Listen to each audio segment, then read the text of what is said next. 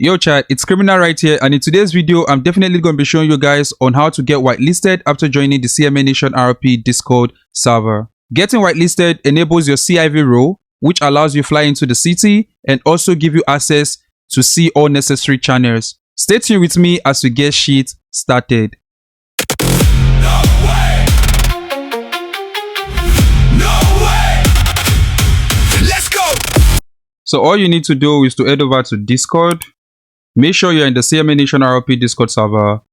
Scroll till you see verify.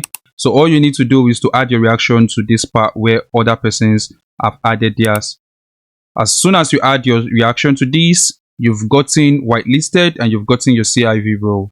Now you can fly in the city and you can also access other channels. So this is how you get whitelisted joining the CMA Nation RP Discord server. Catch you on the next one, but for now, peace out.